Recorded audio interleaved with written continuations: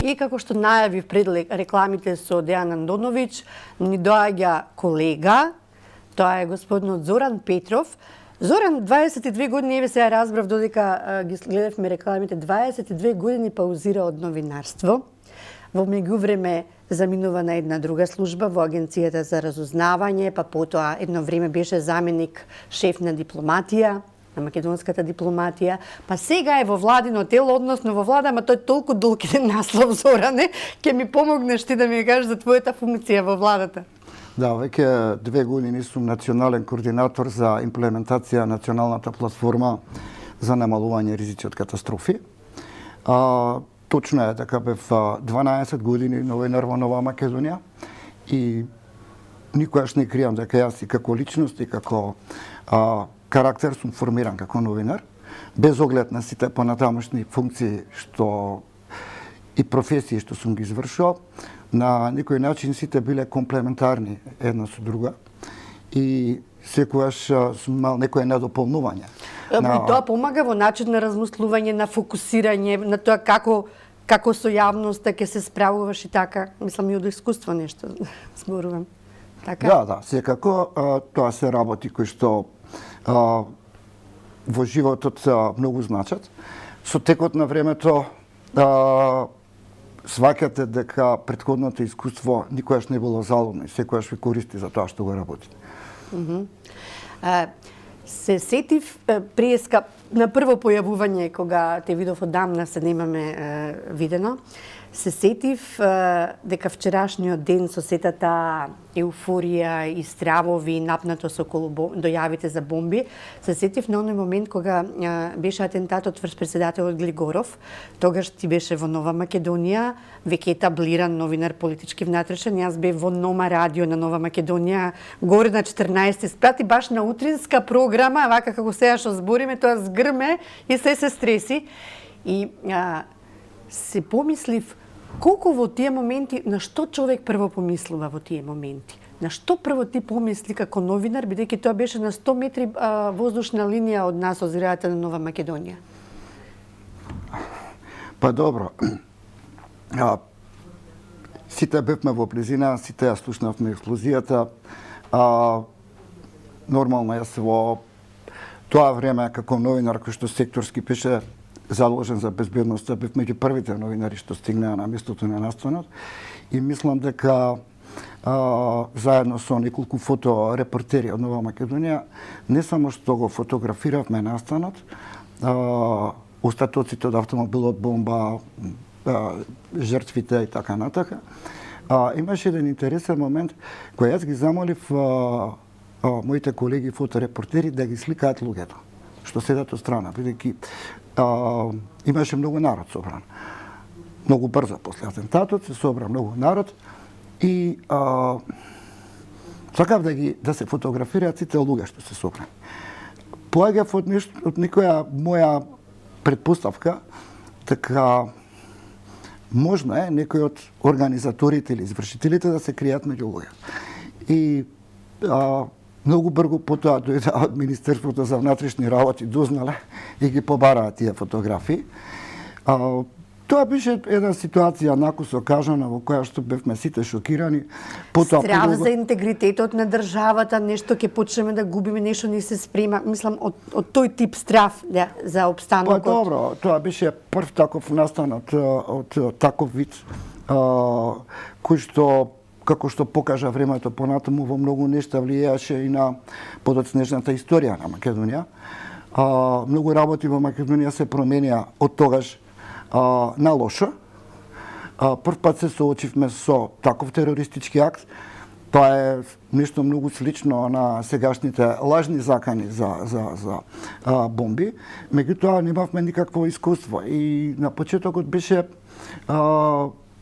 беше многу, како да кажам, целата работа и во истрагата, но и во нашата работа новинарска имаше многу импровизации на почеток. Тогаш морам да потсетам се уште, интернетот беше во својот зародиш, се што моравме да собираме како материјали, го собиравме од книги, од библиотеки. Пешки, што се вели. Да, од разговори со експерти. Моравме за кратко време да се образуваме, да стануваме стручни за нека област која што никогаш претходно не сме ја работеле. Например, интересно е што во еден период морав да се вратам на моите учебници по хемија од средно училиште за хемискиот состав на експлозивните средства и направи и така натаму. Да, и тоа беше така еден голем предизвик во животот. Една година подоцна, дури врз основа на сите мои текстови и објави в книга, тоа е првата книга за атентатот со истоимен наслов, во која што беа опфатени не само техничките аспекти, туку и политичките последици предизвикани од тој настан. Во таа една година после атентатот, бидејќи реков неговите последици остана и до ден денеска се гледаат. А сега малку ќе те замрзнам како новинар, ама ќе те повлечам како поранешен вработен во Агенцијата за разузнавање. Дали може да се препознае ракописот на овие дојави за бомби во Скопје? Не, ова е нешто сосема друго.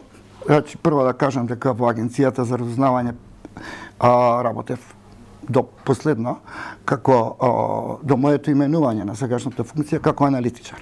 Ова е веќе некоја сосема друга област која што е поврзана со еден феномен кој што постојано го слушаме, се вика хибридни закани.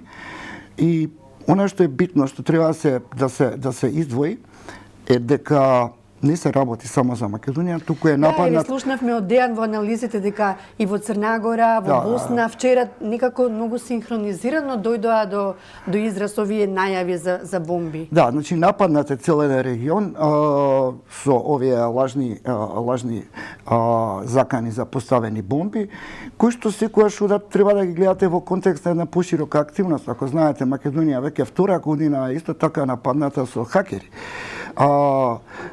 Веб страница на наши министерства, на наши државни институции, ако се сеќавате, минатата година Државната изборна комисија беше нападната, на денот на соопштување на резултатите од изборите падна сајтот.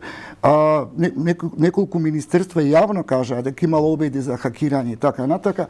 Сето тоа оди заедно со еден феномен наречен манипулирани информации, кои што ние викаме лажни вести, и тоа е еден комплот, една целина, осмислена, педантно разработена, со една целна стратегија што понатаму да се прави и кои ефекти треба да се предизвикаат во... Кај што целта е првично паника на граѓаните да не се чувствуваат безбедни во сопствените држава кај што живеат. Апсолутно не, се создава, прво се создава, тоа е првиот ефект, меѓутоа следниот ефект е недоверба во институциите, па револт, па барање кој што и онака ние веќе ја имаме таа недоверба, па се ајве сосем случајно ли, синхронизирано ли ова се случува во време кога ни доаѓаат од меѓународната заедница важни луѓе кои што треба во Македонија да подтурнат некои работи, еве со Ескобар, вчерашното негово доагање, па вчера ова беше лажната дојава за бомба тука во ГТЦ, беше како едно добре дојде на претседателот на парламентот на Косово. Баш беше непосредно кога доаѓа, тогаш се случуваше тоа и целата таа гужва со полициските возила и така. Дали во ова препознаваш, се можеш да ги вклучиш и двете, и Зоран новинарот и Зоран аналитичарот во агенцијата, препознаваш обид за дефокус, ама ако е дефокус, зашто? Кој би бил другиот главен фокус ако ова не е обидот за дефокусирање? Па дефокусот е во тоа што државата, односно граѓаните, односно јавноста, се опфатени со анксиозност, со страв, со несигурност и однака после пандемијата долго време па да, па тоа сакав да го кажам. Бидејќи вообичаено моите пријатели и блиски ме прашуваат, добро, што сега, кој излезот од ова? Значи, очигледно е дека се работи за државен актер, кој што стои за сето ова. Значи, ова не е група средношколци, па кои што си играат мајтав со државата, бидејќи гледате дека е опфатен целен регион. Другата работа е што јас мислам дека првото и она што мораме да и треба да го направиме е да го прифатиме овој феномен како нешто ново, нормално. Не, како нешто нормално, меѓутоа да научиме да живееме со како во пандемијата, како што беа карантините, кои што бевме исто изложени на многу силни психолошки притисоци. Ова е next level за нешто друго. Па да, многу е важно сега да не се побегне во некои како да кажам, конфузни и некои ирационални ситуации и постојано да се притиска. Гледам и во Слободен печат, вчера имаше еден коментар дека министерот за внатрешни работи, кој што не сум негов адвокат, немам намера да го бранам, меѓутоа дека тој мора да даде што е можно побрзо одговори за овие работи. Значи, сакам да кажам, моето мислење е дека се работи за организирана, многу добро организирана, осмислена група, која што користи така наречени прокси сервери и IP адреси од повеќе држави. Она што излезе до сега во јавноста е дека последните дојави доаѓале од некои адреси од Хрватска, па од Австрија и така натака. Значи дека за това сепак стои една сериозна организација. Ние во генерално во безбедносните служби ги нарекуваме овие државни актери, бидејќи само тие имаат капацитет да организираат експерти кои што ги работат. А да се камуфлира дека се некои ноунейми. Да, и технологијата овозможува камуфлирање, криење на основниот испрекач и сето тоа доведува до една голема, како се на големо влијание во одреден регион. Не е случајно избран, тоа е невралгичен регион, Западен Балкан. Повеќето некои од членките се и во Европска унија, некои се во НАТО и регион кој што претходно беше западен. Не е случајно избран и во овие моменти кога еве Америка се одважува да ви ги побараме сметките за бесплатниот ручек што ви го дадовме сега да видиме во што сме ги вложувале парите, да видиме зашто толку има корумпирани актери кај вас па и во обкружувањето. Можеби и тука и тоа е делче од тоа пазл во големата слика на безбедносна, ете. Па секако и безбедносните служби се дел од условно кажано администрацијата, институциите во државата, очигледно е дека и таму има корупција. Да потсетам последниот случај со украинскиот државјанин, кој што се открие дека му бил даден пасош, претходно имавме неколку стотици пасоши дадени на светски познати криминалци. Значи не постои институција во државата која што не е опфатена со тој. Значи корупцијата како безбедносен ризик и тоа како добро мапира. Сериозна безбедносна закана и не е случајно што сега овој тим истражители од Соединетите држави доаѓаат да покренат некои процеси. Јас генерално сето тоа го поздравам, сметајќи дека ние како држава веќе сме прилично длабоко навлезени во оваа проблематика и во овој проблем и дека ние е неопходна помош и ова треба да се гледа. Ама ние во таа корупција се живееме така со децении наназад, нешто како плевел, ти го кинеш оно пак букнува. И што толку ја прели чашата сега, што е покоруптивно од коруптивните минати дејанија во овие децении, па за да дојдат американците и да кажат сега ќе ве влечеме за уши, тие што се актуелните корупцијски актери и минатите, за за тие што друг пат некои ќе се осмелат да бидат во групата корумпирани. Па може да бидат повеќе фактори. Може да биде едниот фактор новата американска амбасадорка која уште пред да дојде најави. Добра, ама она самоиницијативно тоа не го кажа така дека и текнало не е туку, нели? Има една стратегија, политика. Втората работа е дека се работи за еден регионален проблем, корупцијата, не е само во Македонија, туку целиот регион е. Трето се работи за една тесна поврзаност на институции, на представници од власта со криминални бизнис структури, кои што одлично соработуваат меѓу себе во целиот регион и дека сето тоа оди на штета и на демократијата и на стабилноста на државите. Сега да бидеме реални, искрени, постои еден термин што се вика стабилократија, нормално така меѓународната заедница најмногу ја интересира стабилизација на регионот. кои што поголемиот дел од држави се и веќе имаат почнато преговори за Европска унија, се членки на НАТО и дека доволна е војната во Украина, уште една војна или уште една дестабилизација на европско тло ќе биде. Колку по-нестабилно тло, толку подобро се лови во матно и можат да се бркаат тие бизнис интереси какви не. Секогаш се најподобна мета за предизвикување конфликти токму ваков тип на држави кои што се и сиромашни држави, кои што имаат висок степен на корупција, висок степен на криминал.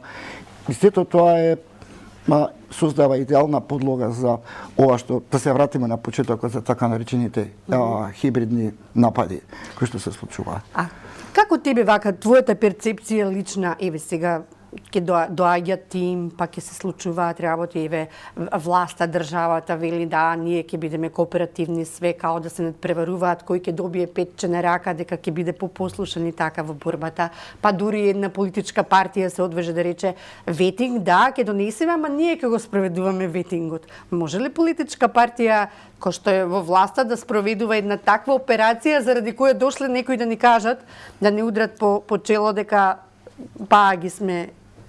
Јас сум многу скептичен околу оваа работа. Мислам дека и председател Пендаровски на некоја телевизиите пред некој ден кажа дека немаме кадровски капацитет за спроведување на такво нешто, бидејќи ќе се соочиме со феноменот кој ќе ги контролира контролорите, нели? Кој ќе ги контролира? Па тоа е тоа.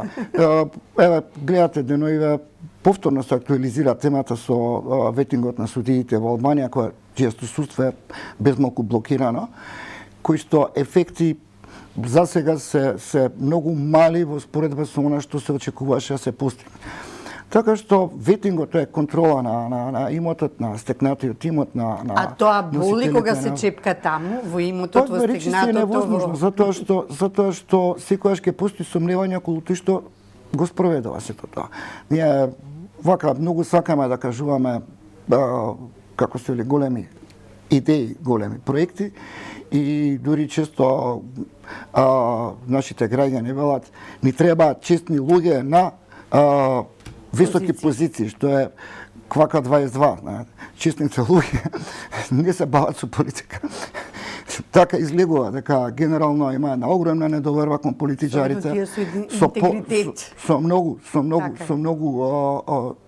основани сомневања.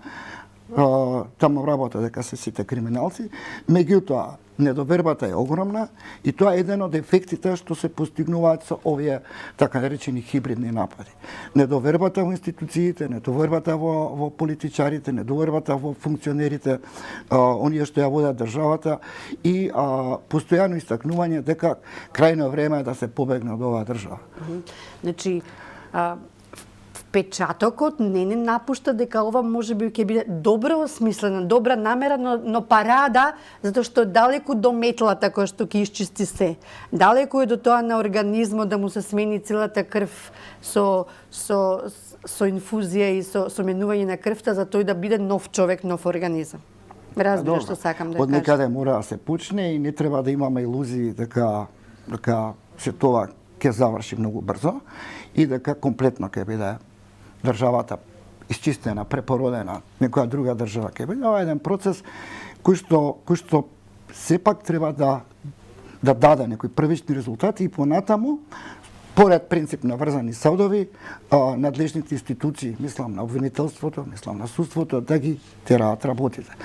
До каде ќе се стигне, тие се долги процеси, траат со години, со децении. Меѓутоа, битно е да се постави една нова основа на вреднување на луѓето што се занимаваат со јавни функции.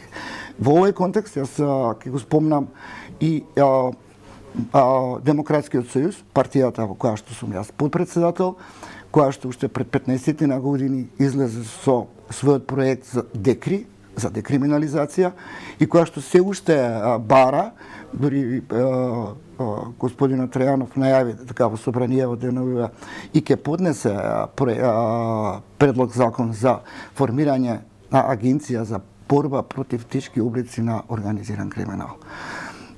Исто така дефинитивно е јасно дека во нашата држава мора да се направат... нема со ингеренциите да се врзува со специјалното јавно обвинителство, нема да има дуплирање на... Тоа веќе не постои. Добро, ама...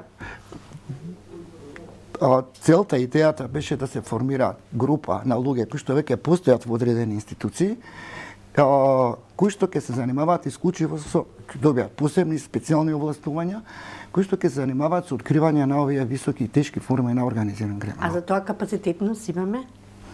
Кога ќе се соберат од повеќе институции во едно? Има. Има. Сигурен сум дека има. Во оваа држава има капацитет. Проблемот е што луѓето кои што ги знаат работите, тешко ги наоѓате на високи места. Дури мене ме чуди, извинете, да не го надгледува тоа политичка партија. Што морам да ве прекинам, еве сега ќе направам една реклама за Социјалдемократскиот сојуз. 2019 година они излегоа со еден проект за висока раководна служба. И тогашниот министер за информатичко општество, Дамјан Манчевски, долго време ја промовираше оваа идеја. Одеше на јавни расправи, дојде во собрание, помина на неколку комисии, однеднаш јас нема. Што беше суштината на овој проект? Конкурсот. До државен секретар во министерството се предвиждуваше да има конкурси. Значи, да се појавуваат кандидати со проекти, така натака, па посебно избрана комисија, од нив да ја одбере најдобрите да ги пусти. И па четнал таму кај што не треба. Да, и одеднаш тој проект исчезна. Мислам дека требаше да падне во надлежност на подоцнешните министри што беа за добро владење и така натака, меѓутоа гледаме го снема тој проект. Така што имало некои обиди, се прават обиди, како што на пример мојата партија и повеќе помали партии веќе 6 месеци чекаат претседателот на парламентот да го постави на дневен ред законот за промената на изборниот закон за една изборна единица. Меѓутоа еве некои работи не е случајно. А се изјаснија големите браќа, големите партии зашто за нив тоа не би било прифатливо и така, па дуи рече ние 20 години победуваме со овој закон, сега не ќе го менуваме за... Па не би рекол, во 2016 година во својата изборна програма Социјалдемократскиот сојуз имаше една од првите работи, приоритетите им беше промена на изборниот модел, една изборна единица. Малку се пошегував, ама тоа е баш една поголема платформа за јавна дебата и широка за сите аргументи за и против, затоа што после тоа слушнав и многу луѓе, независно од која партија нели припаѓаат, луѓе филјани кои што се и во парламентот, кои што дадоа позитивни критики за овој предложен закон на Павле Трајанов, дека вреди ова да се стави на платформата и дека Македонија, ако ништо друго, да се проба и тоа како ќе функционира, ама тоа не сум сигурна дека на многумина ќе им одговара, затоа што тука ќе се гласа повеќе за личности, а не за... Така, Зоране? Па добро, тоа беше едната опција, дали ќе има и отворени листи. Дали една изборна единица да биде со отворени листи, околу тоа се уште има дилеми. Да ви кажам дека тој модел на гласање го имате во соседно Косово, че не е нешто невозможно или нешто страшно. Поентата беше што со ваквите измени се дава шанса во Македонија да се разбие двопартизмот. Да се појави трета или четврта. И малите партии да дојдат да го видат светлото на денот во политичкото милје. Па да се формираат нови партии, постојните да се интегрираат во една поголема и така натака. Важно да се зголеми понудата и она што е најважно. Бидејќи ние поаѓаме секогаш, тоа беше темата на разговорот, една од основните изворишта на корупцијата во Македонија е токму партизацијата. Нели како велиме, партократија, клептократија, коруптократија и така натака. Тоа е тоа. Лепливи прсти и така натаму и така натаму. Да. Значи уставот е тој што ќе се чепка, ќе се отвара и покрај тоа што опозицијата вели ние тоа нема да го направиме, како еве сега доаѓаат американците веројатно во тие нивни дејанија и нивните ангажмани тука ќе работат и во насока да одобровалат некои политички субјекти да сепак да се одважат, да дадат зелено светло за ова. Како ви се чини, како ти се чини тебе сега, Зоран, во парламентот, како стојат работите? Вчера Маричич, вице-премиерот, го слушнав на некој од медиумите, рече, па почетокот на наредната година ќе ни покаже дека има реални шанси за 80 пратеници да се... Ова е малку поширока тема. Директно е поврзана со нашата преговарачка рамка со Европска унија, каде што е направен преседан во однос кон нас со барање за измена на уставот. Значи, ако ги погледнете двете преговарачки рамки на Македонија и Албанија, ќе видите дека е направен еден преседан во самата Европска унија, бидејќи новата методологија на Макрон предвидуваше фер и еднакво исполнување на критериуми од сите земји што сакаат да бидат членки. Кај Македонија се направи исклучокот, помена како што помена, сега се бара и промена на нормално еден од условите да се преде на вториот чекор на целиот тој процес на зачленување е да се промени уставот. Мојата партија Демократскиот сојуз во оваа фаза е категорично против тоа од една проста причина, бидејќи ние сметаме дека има простор во оваа ситуација нашата држава да бара од Бугарија реципроцитет во делот на малцинските права. Но дали е политички наивно да се очекува од бугарската страна да го смени уставот, кој што велат дека како таков граѓански е многу над другите устави? Пред минатата недела ми беше гостин бугарски историчар од Бугарската академија на науките, кој што не е на линија со официјалната политика на Бугарија, па и тој кога го прашав за реципроцитетот, вели, а за друго кажува дека ние сме македонци, збориме македонски, не сме еден народ и така натаму. Но кога го чепна во делот за да се побара реципроцитет, ако ништо друго, 46-та година, кога било таму на последниот, на еден од пописите во Бугарија, имало графа македонци, па се изјасниле, нели, македонци таму. Тој рече, ама, знаете што, нашиот устав не е подготвен да се менува и ние, кога не можеме такво нешто да им пружиме на македонците во уставот, тогаш и бугарите да не влегуваат во македонскиот устав.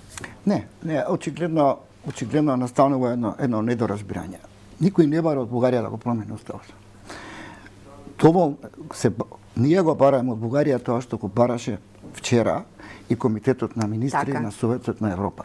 Да дозволи македонците, луѓето во Бугарија што имаат македонско етничко чувство, да формираат своји здруженија.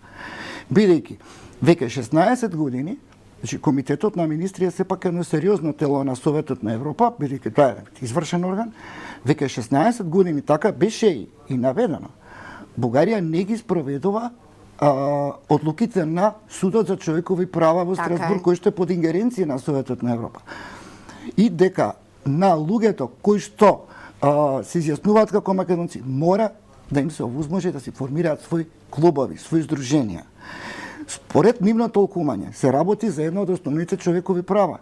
За Советот на Европа или за Судот на човекови права во Страсбург, sejedno е дали некој сака да се организира по етничка линија, по политичка линија, по сексуална линија или по било каква друга идеолошка линија. Тоа е основно право на човекот да се здружува по врз некој основ. Бугарија тоа го невозможува, сметајќи дека со тоа се нарушува нивниот уставен поредок. Не е точно. Не е точно. Значи, она што е исто така битно во овој заклучок на Комитетот на министри на Советот Европа е давањето рок до септември 2023 година да се овозможи. И тоа е баш обврзувачки или малку памфлетски? Да. Инаку пред еден месец во Благоевград беше отворен клуб кој што друг еден бугарската влада, нивната агенција, имаат посебна агенција за овие прашања, го затвори. Со некои образложенија за неисполнување некакви технички детали. Ама власта вчера деновиве нели преку првиот човек на владата кај нас во државата повикува на разум и преземање државнички чекори. Веројатно та го абсолвирала тој момент што сега твојата партија нели во парламентот го бутка нели да се бара тој реципроцитет, да не се отвора така лесно уставот. Значи решена е владата дека тоа треба да се направи и крај. Значи, Демократскиот сојуз бара многу едноставно е од нашето политичко раководство. Малку поофензивен настап поведал кон бугарската страна. Го спомнав пред малку минатомесечниот настан во Благоевград, каде што не дојде ни еден официјален представник од власта. Излезе дека за тој настан стојат само опозицијски партии. Значи, нашето барање да се излезе поофанзивно и да се бара од бугарската страна овозможување на етничките македонци во нивната држава да може да се здружуваат. За ваше потсетување од мислам 1989 до 1992 година и беше регистрирана партија во Илидан. После забрана. После забрани. Повикувајќи се на уставот, на непостоење на малцинства и така натака. Меѓутоа факт е дека во Бугарија постојат луѓе кои што се чувствуваат македонци и имаат потреба и желба да се организираат во нивни здруженија. И тоа актуелната власт не им го возможува. Тоа е она што ние како држава треба да го бараме и да инсистираме.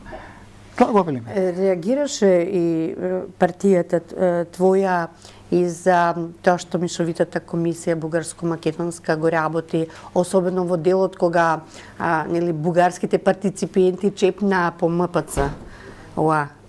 Значи се создаде еден впечаток дека сакаат све да рекомпонираат, па дојде на дневен ред и црквата. Да, не беше да, Охридската архиепископија, низиниот третман во средниот век, околу тоа се јавија. Добро, ама МПЦ е наследникот се, затоа крајната... Да, тоа е во називот Македонска православна црква, Охридска архиепископија. И околу тоа се јавија многу поделени мислења од историчари, од една страна, од луѓето што се во македонскиот дел на таа Мешовита комисија, од друга страна независни експерти од институти, од факултети за историја, и се јави многу една голема какофонија, разлика во мислењата. Според мене се навлегува во области кои што се многу чувствителни. Иако не сум историчар, не сум експерт и се возддржувам максимално да давам свое мислење, меѓутоа мислам дека во тој среден век малце се забегува и се презерува. Бидејќи бугарската страна по секоја цена сака да наметне постоење на бугарска нација, бугарски народ во тој период кога се уште не се формирани ни нациите ни народите. Но разбираме баш преку таквите луѓе од Бугарија кои се одважуваат наспроти ветрот на нивната официјална политика да настапат со поинакви ставови, пак ќе го спомнам господинот Атанасов, пак кој што вели, па и тоа со учебниците по историја не треба да биде сопка за влезот и за преговорите на Македонија во Европската унија. Разбираме дека постојат се повеќе и повеќе такви луѓе, господин Ќосев, Дичев и друга една плејада на неколкумина кои што размислуваат и кои што може да бидат критичната маса во Бугарија, кои што може да се спои со нашата овде во државата, за заеднички да на поразумна основа да се прецепираат и да се работите да се меѓу двете земји да се вршат. Па ќе ви кажам една работа. Јас бев 8 години заменик министер за надворешни работи. Од таа функција, од тоа искуство научив некои работи.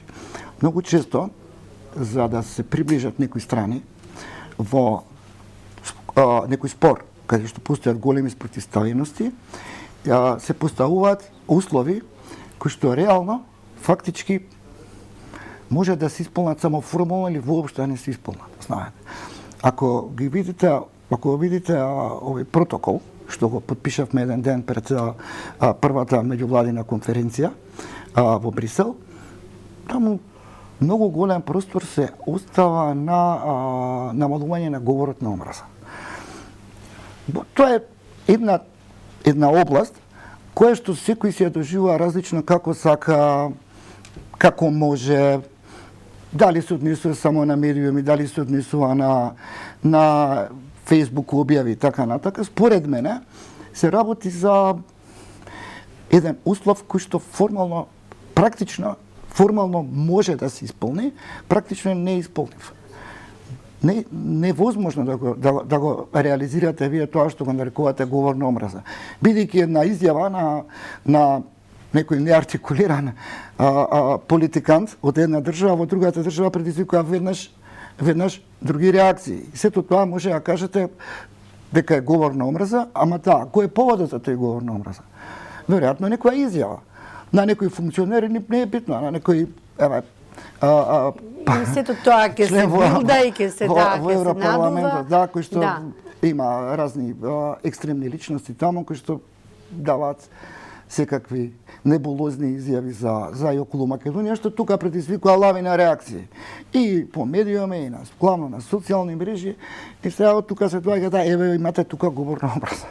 Чи тоа е невозможно. А тој некој ќе се одважи усред Скопје да рече Македонија е втора българска држава и така, и тоа не е говор на омраза, меѓутоа реакцијата се препознава како говор на омраза. Овие се невозможни работи за исполнување, тие се поставени повеќе како форма. И нешто и околу учебниците се драматизира. Моje лично мислење е дека нема да има промена на некои суштински работи во учебниците, бидејќи поаѓам од самиот факт дека секоја држава си има свој историски наратив и нема никој право да навлегува во, како се вика, во контрола, во проверка на фактите во тие наративи, што се посебно ако зборуваме за периодот пред 5 или пред 10 века и така натаму.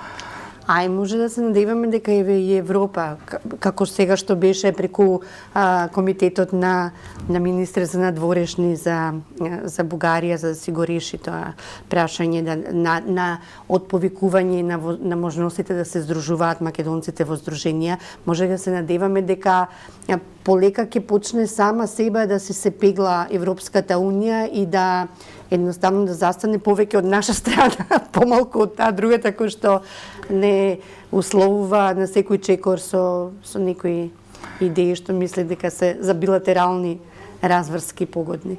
Па, видите, да бидеме реални, сите се свесни дека е направен еден многу голем преседан во поглед на Македонија и дека понатаму ќе се бара некакво балансирање на работите, бидејќи дебалансот е ужасен. Знам тоа, сме сите свесни, дел од бугарските барања беа вградени во таа рамка, во кластерот фундаменти посредно се поставени условите од платформата што ја подпишавме со Бугарија, така што на сите европолитичари, посебно високи политичари, има сосема јасно дека ситуацијата е прилично невозможна и дека не само што ја става Македонија во невозможна ситуација, туку и на некој начин ја деградира, ја пламира и самата Европска унија и низините вредности. И нормално дека тука ќе се бараат баланси. Не е случајно што комитетот на министри поставила услов за Бугарија да го реши проблемот со здруженијата на македонците до септември 23 година, кога пак од прилика треба да заврши нашиот процес на скрининг за да можеме да влеземе во делот на промена на уставот. Значи така да се сопаѓаат некои термини, не е ништо случајно на овој свет, јас не верувам во случајност. Дури и случајните работи случајно не се случуваат. Почнавме емисијата денеска ја почнавме со Дејан Андоновиќ со комшиите наши, со тоа што се случува нели во Северно Косово. Ајде така со тебе да го завршиме. Дали ти си и реален оптимист дека е возможно во овој момент да се избегне конфликт за некое логично вин-вин решение од двете страни? Сум, бидејќи ниједна од страните нема интерес да го направи тоа. Состојбата на Косово е многу искомпликувана, од ден по ден се менуваат работите. Меѓутоа, како што кажи вашиот колега Андоновиќ, Србија за своја страна има одлуки, Косово на своја страна има фактичка состојба на теренот. Се работи за две држави чии лидери се борат за рейтинг. нормално во ваква ситуација одат многу тешки зборови, многу тешки обвинувања, многу тешки постапки под притисок на меѓународна заедница. Косовската страна го одложи спроведувањето на регистерските таблички, поради што пак околу 3000 функционери од северот на Косово се дадоа оставка, повие закажаа воредни избори, овие почнаа со блокади, па сега ги продолжија воредните избори, така што мислам дека повеќе се работи. Сега сака 1000 луѓе војници повторно да може да се вратат во... Па да, тоа го најави Вучич дека ќе бара да се спроведе резолуцијата 1244, која што беше врзоснова така да речената на Кумановски договор. Меѓутоа тоа е невозможно. Во таа резолуција не стои тоа што тој го бара. Таму се предвидени 3 или 4 услови, се секам на тој период, бидејќи ја обработувавме тој документ на Обединетите нации што се однесуваше за смирување на конфликтот на Косово. Таму беа наведени технички услови каде што може да се побара враќање на безбедносните сили на Србија на северот на Косово. Тоа што Вучич го кажува е за домашна употреба. Не може да се направи. Почитувани гледачи, гостин скоро 1 час ни беше Зоран Петров, кој што е потпредседател на Демократскиот сојуз, но него го искористивме во наводници како поранешен новинар и човек кој што долго време работел, еве 8 години во Министерството за надворешни работи како заменик на министерот и човек кој што со аналитика се бавел во Агенцијата за разузнавање. Благодарам за гостувањето во утрински печат на Слободен Ви печат. благодарам и јас за поканата. Се надевам дека бевме интересни. И на крај Привлечни заборавив за дека тоа беше Зоран Петров, дедото на Огнен. Да. Да. Ме е многу Најважното нешто. Да, ми е многу драго што станав попознат по името на мојот внук. Се ова што зборуваме, нели во споредба со нешто побитно, е ветер и магла, така? Да.